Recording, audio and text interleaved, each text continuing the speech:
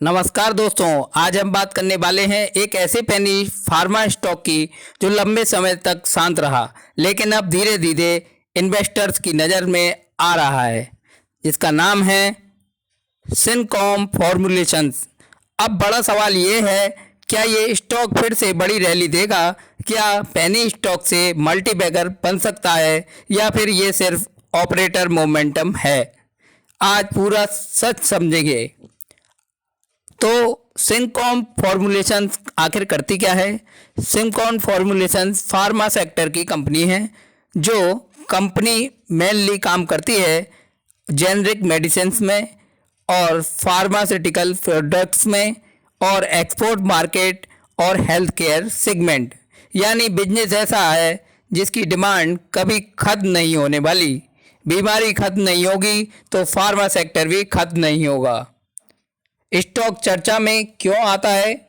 लो price penny stock होने की वजह से रिटेल इन्वेस्टर्स जल्दी अट्रैक्ट होते हैं। स्मॉल मोमेंटम में भी परसेंटेज गेन बड़ा दिखाई देता है। इसी वजह से कभी कभी स्टॉक में अचानक रैली देखने को मिलती है। इंडिया दुनिया का फार्मा हब बनता जा रहा है। जेनरिक मेडिसिन्स डिमांड बढ़ रही है, एक्सपोर्ट अपॉर्चुनिटी बढ़ रही हैं, हेल्थ केयर अवेयरनेस बढ़ रही है। और अगर स्मॉल फार्मा कंपनी सही ग्रोथ दिखाती हैं तो स्टॉक रेटिंग पॉसिबल हो जाती है।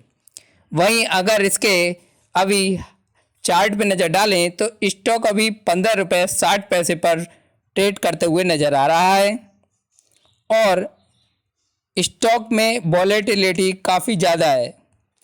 कभी शार्प रैली देखने को मिलती है तो कभी तेज करेक्शन। और अगर इसके इम्पोर्टेंट सपोर्ट पर नज़र डालें तो इसका पहला सपोर्ट 13 रुपये 82 पैसे देखने को मिल सकता है। अगर स्टॉक इससे नीचे की तरफ फिसलता है तो फिर इसमें इसका दूसरा स्ट्रॉन्ग सपोर्ट 10 रुपये 23 पैसे का इसमें देखने को मिल सकता है। वहीं अप साइड में अगर इसके रेजिस्टेंस लेवल पर नज़र डालें तो अभी इसका इमीडिएट रेजिस्टेंस 16 रुपये 22 पैसे। अगर ये इसके ऊपर सस्टेन रहता है तो फिर ये इसका दूसरा रेजिस्टेंस 17 रुपये 41 पैसे। और अगर 17 रुपये 41 पैसे का ये दूसरा रेजिस्टेंस भी इसने स्ट्रांगली ब्रेकआउट कर दिया, फिर स्टॉक में बाइंग इंटरेस्ट बन सकता है और स्टॉक में काफ़ी ज़्यादा फिर तेज़ी देखने को मिल सकती है। पेनी फार्मा स्टॉक्स में रैली शुरू हो जाए तो मोमेंटम बहुत एक्सप्लोसिव हो सकता है।